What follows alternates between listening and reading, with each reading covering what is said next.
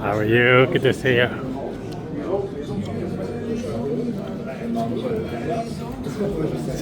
So,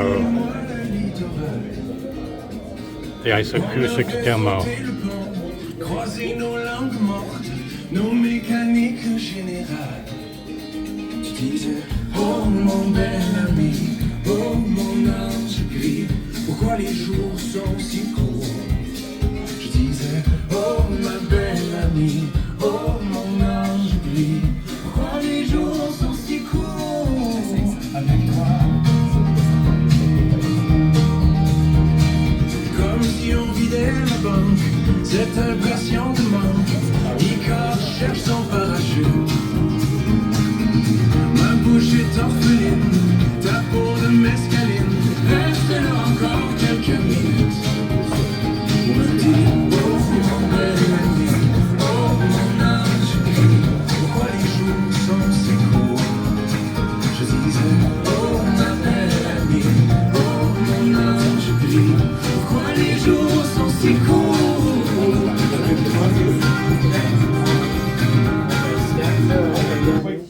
Bon, je vais arrêter ici la démo, mais je vais vous donner des explications. Je vais vous expliquer le pourquoi, le comment ça fonctionne, un petit peu au niveau de la physique, pour expliquer à monsieur en arrière. Vous aviez des questions, vous aviez compris que quand la lumière est allumée, j'utilisais la paire ici qui utilise notre suspension en dessous. Quand la lumière était éteinte, j'utilisais l'autre paire de haut-parleurs qui avait simplement les pieds fournis par Monitor Audio.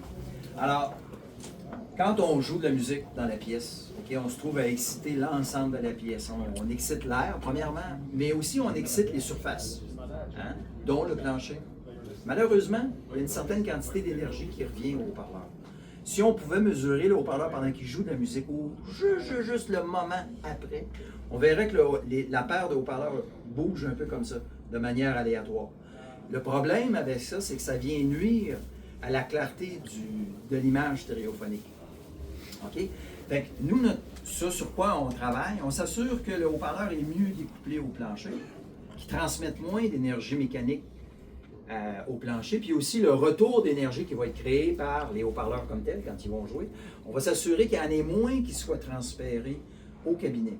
Alors, notre recette, c'est pas compliqué. Ici, le coin ici, concentrez-vous sur ce bout-là.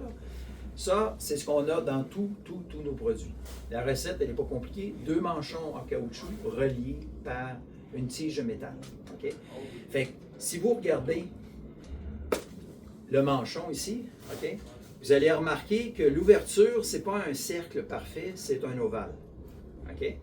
L'idée, c'est que si le haut-parleur a à bouger sur les côtés, il va être freiné par les murs de l'ovale. Mais s'il a à dissiper de l'énergie, il va avoir un peu plus de facilité à jouer en avant, en arrière. Fait que dans le fond, on maintient le mouvement du haut-parleur dans la ligne de fonctionnement des transconducteurs, des drivers, des haut-parleurs.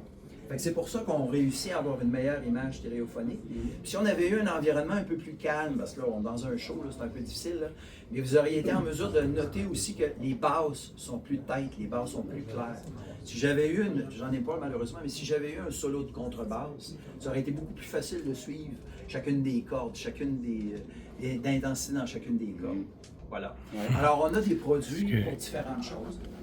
You can use the, ce produit-là, par exemple, ça c'est nos nouvelles. hopefully the English captions will give you the details, but they're always at the US-based shows too.